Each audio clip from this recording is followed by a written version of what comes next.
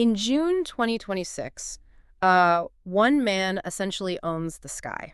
I mean, over half the active satellites hovering above your head right now, they belong to him. Right, which is just wild to think about. It really is. He builds the rockets that put them there. He controls the data that flows through them. And as the news literally just broke, his space company completed the largest initial public offering in history. The massive SpaceX IPO. Exactly. SpaceX raised $75 billion at $135 a share. So this puts the company's valuation at a staggering $1.77 trillion. Yeah, trillion with a P. Right. And that milestone has officially made Elon Musk the world's first trillionaire. But, how did one kid from Pretoria end up owning the underlying infrastructure of the human race? Well, what's fascinating here is that to truly understand the trillionaire of 2026, we have to look past the sheer volume of wealth. We have to look at how he consistently operates. Like his actual playbook. Exactly. There's this deeply ingrained pattern. He diagnoses these massive, systemic, global vulnerabilities, and then he builds incredibly controversial, massive-scale companies as the proposed solutions. Okay, let's unpack this. Because is it possible to see this entire empire, the rockets, the electric cars, the brain chips, the social media platform, as just one giant interconnected puzzle? Oh, absolutely. Because for you listening, our mission for this deep dive today isn't just to gawk at the money. We want to untangle this incredibly dense web.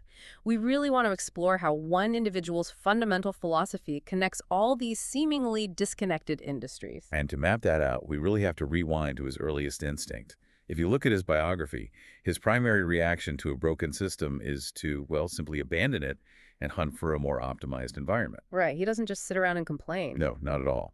So he was born in Pretoria, South Africa in 1971 and showed obvious technical talent really early on. I mean, he was selling code for a video game when he was just 12 years old. Which is pretty rare for the early 80s. Yeah, but the defining move happens in 1988. He leaves South Africa entirely. And he does that specifically to avoid compulsory military service, right? Because that service would have forced him to enforce apartheid. Precisely. So he's looking at the geopolitical board and deciding the United States is where the actual economic and technological leverage is. Yeah, that leads to this frantic academic hopscotch. He starts at Queen's University in Canada. Then he transfers to the University of Pennsylvania, where he earns dual degrees in physics and economics by 1997. Okay. And then he enrolls in a physics PhD program at Stanford, one of the most prestigious academic programs in the world. Right. And he drops out after 2 days. 2 days? Which, I mean, that seems insane on paper, but if we look at it through his lens, it's a calculation. Exactly. He's looking at the emergence of the internet in the mid-90s, and he's calculating the asymmetry of impact. Like, a PhD takes years and might yield, I don't know, an incremental discovery. But the internet offered this immediate global platform. And yet, that physics background is the absolute bedrock of his entire empire. It is the origin of his first principles thinking. Which he talks about all the time. Constantly, because most industries operate on analogy, doing things just slightly better than how they were done before. But first principles thinking strips a problem down to its fundamental, undeniable physical truths, and then builds up from there. It treats legacy assumptions as flat-out errors. So he applies that optimization straight to the internet. He found Zip2, sells it for $307 million in 1999. A massive win. Yeah, and then he tackles the legacy banking system. Traditional banks viewed online payments as this huge bureaucratic nightmare, but he viewed it as, well, just a simple database problem. Right, just moving bits of data. Exactly. And that becomes X.com, which merges into PayPal and sells to eBay for $1.5 billion in 2002. So now, by his early 30s, he has hundreds of millions of dollars. He could have just become like a standard Silicon Valley venture capitalist. Retired to an island somewhere. Yeah, but instead, he applies that exact same first principles physics approach to a much larger systemic problem, which is humanity's vulnerability as a single-planet species.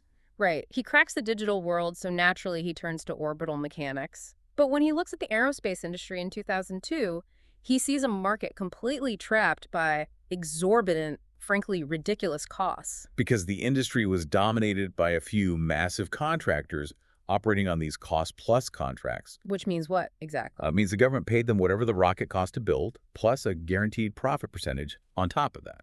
Wow, so there's literally zero incentive to make it cheaper. None. That financial structure incentivizes slow, expensive manufacturing. And worse, They just threw the rockets away after one use. Which makes no sense in literally any other transport sector. I mean, if commercial airlines threw away a Boeing 747 after every single flight from New York to London, a single coach ticket would cost millions of dollars. Right. So SpaceX changes the fundamental cost paradigm by treating a rocket like an airplane. Yeah, he looked at the raw materials of a rocket aluminum, titanium, carbon fiber, and realized the materials themselves were relatively cheap. The cost was entirely in the manufacturing and that single-use philosophy. The throwaway culture. Exactly.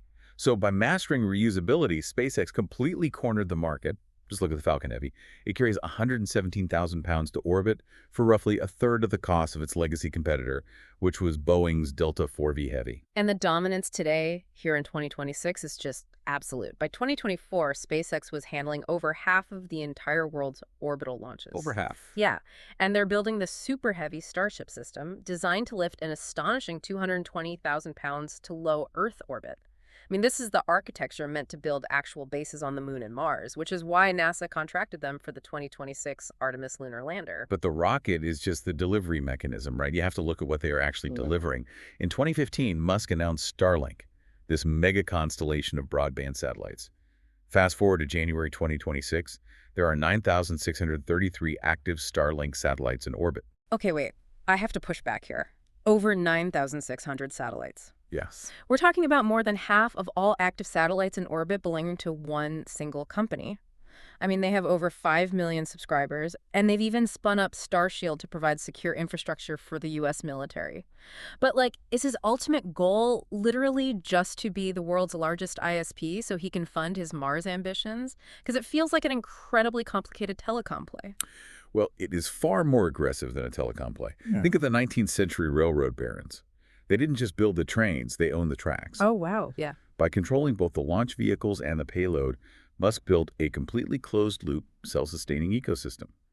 He doesn't pay a competitor a premium to launch his satellites, and his rocket factories have a guaranteed, endless customer in his own internet business. Right. He vertically integrated the cosmos. It makes legacy aerospace look structurally obsolete.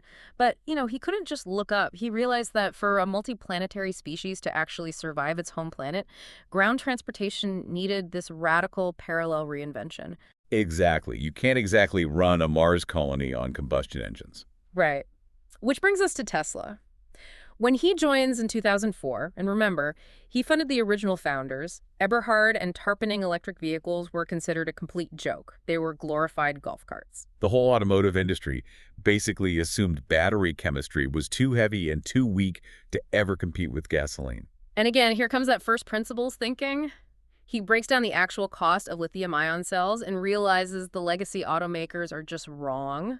So Tesla introduces the Roadster in 2006. And it completely shatters the stereotype. Yeah, because it's not some sensible, boring commuter car. It's a sleek sports car doing 0 to 60 in under 4 seconds. If we connect this to the bigger picture, Tesla's strategy wasn't just about making cars. It was about forcing an industry-wide transition to sustainable energy. They built the Model S, the Model X, and then the Model 3, which became the best-selling electric car of all time. And they didn't rely on hundreds of third-party suppliers the way Ford or GM did. They built a computer on wheels, controlling everything from the software down to the battery gigafactories. Though, to be fair, that hubris did cause some massive friction. I mean, look at the Cybertruck. Oh, yeah. The insistence on using that ultra-hard stainless steel exoskeleton created nightmare supply chain and design bottlenecks. It was delayed for years, only slowly rolling out through 2025. But despite all that manufacturing friction, the financial leverage it gave him was unprecedented. In November 2025, shareholders approved a $1 trillion compensation package, which was tied to an ambitious $8.5 trillion market cap target. And that compensation plan is really the economic engine of his entire mission. It secured his status as the wealthiest person on Earth and provided the massive capital required for his other ventures well before this recent 2026 SpaceX IPO. But his ground revolution also kind of highlights his impatience with reality. Like in 2016, he's stuck in Los Angeles traffic, so he proposes the Boring Company to dig cheap subterranean tunnels. He pitches the Hyperloop, this vacuum tube shooting pods from LA to San Francisco at 760 miles per hour for just $6 billion, which completely undercut the state's $68 billion high-speed rail project. Right, but the physical world has friction that algorithmic equations just don't have. Digging through municipal soil involves environmental reviews, property rights, and really complex geological Right, realities. reality bites back because the Vegas loop that actually got built isn't some futuristic 150-mile-per-hour autonomous sled system. It's literally just human beings driving regular Teslas at 40 miles an hour through a narrow tunnel. Yeah. It really shows the limits of trying to engineer your way out of complex urban reality. But that friction is important because moving physical objects, rockets, cars, dirt, eventually wasn't enough. He realized the most critical bottleneck for humanity wasn't transportation.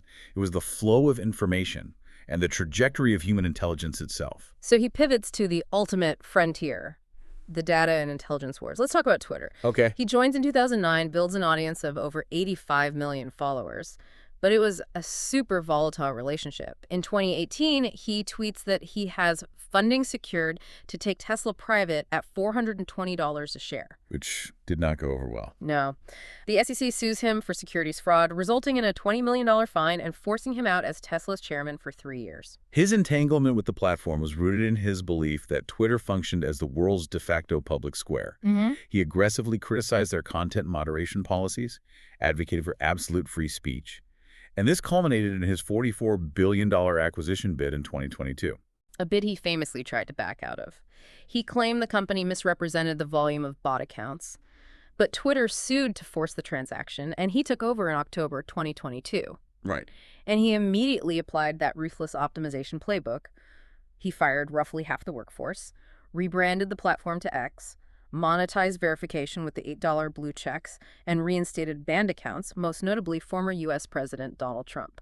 The media focused really heavily on the cultural chaos of the Twitter acquisition, but they largely missed the underlying technological play. Which was? Well, yes, he wanted to alter the speech parameters, Yeah. but he also just purchased the world's largest real-time repository of human consciousness and dialogue.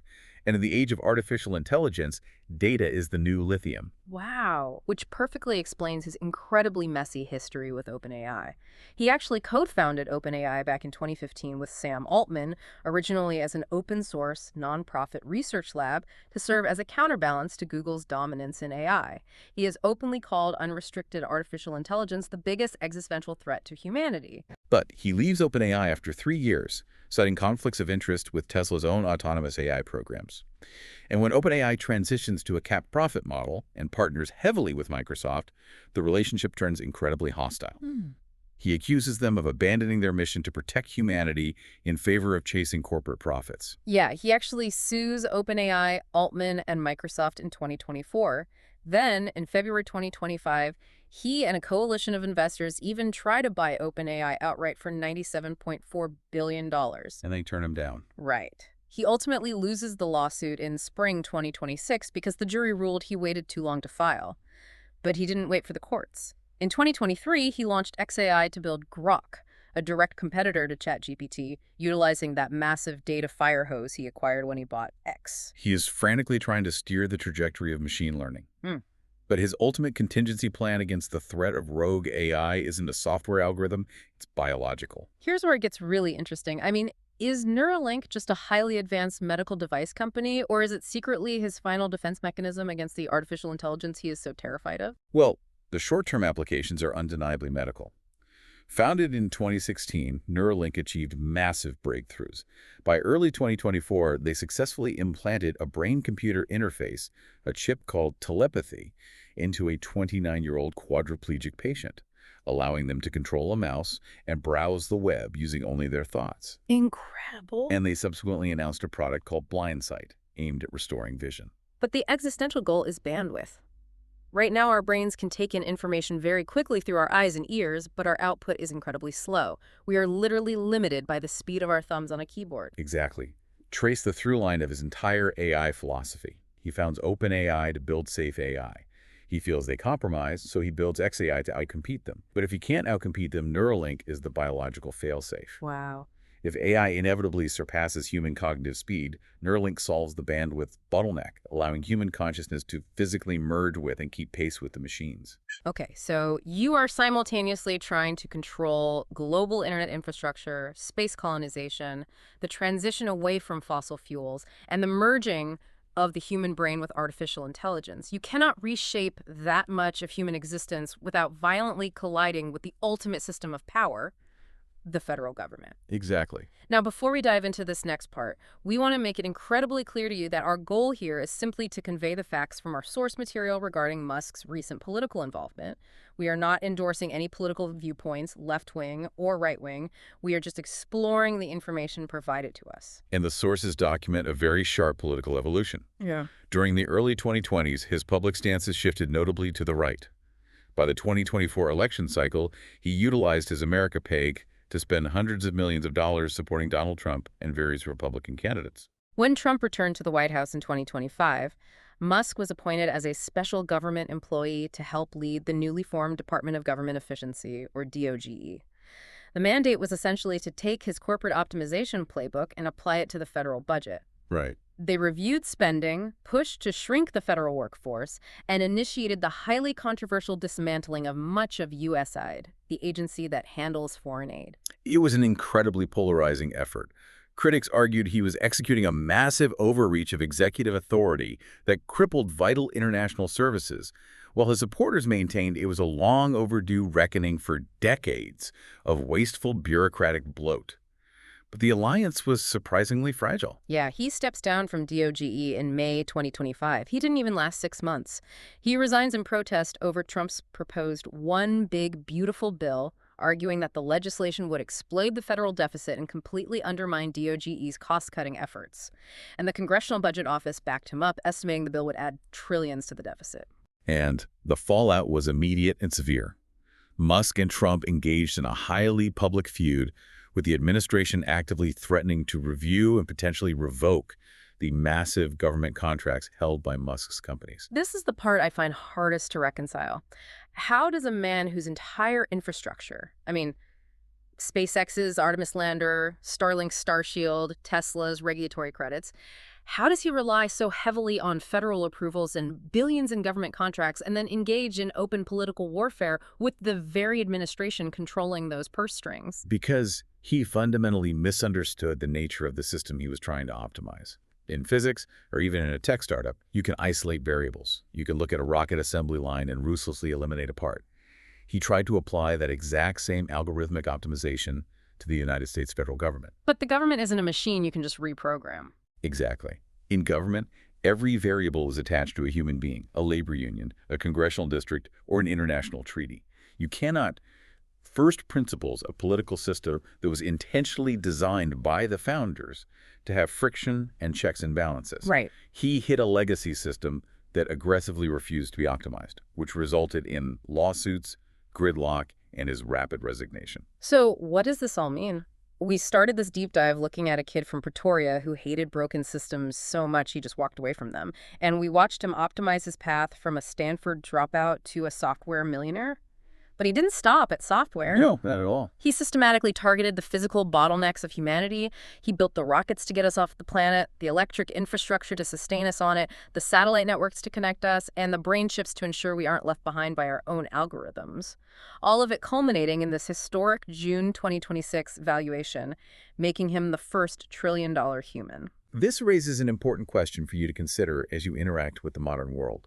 Whether you are driving an electric vehicle, consuming real-time information on a global platform, or simply looking up at a night sky threaded with thousands of satellites, your daily data and the physical infrastructure of your life are now inextricably tied to the philosophy of this one individual. He isn't just making products, he's building the full-stack infrastructure of the future. Which brings us back to that staggering $1.77 trillion valuation. Wealth at that scale ceases to be just money. It becomes sovereign power. If one private citizen single-handedly controls the dominant infrastructure for global communication, our physical access to space, and potentially the future of how human consciousness interfaces with artificial intelligence, what does that mean for the traditional power of nation-states over the next century? Something to think about.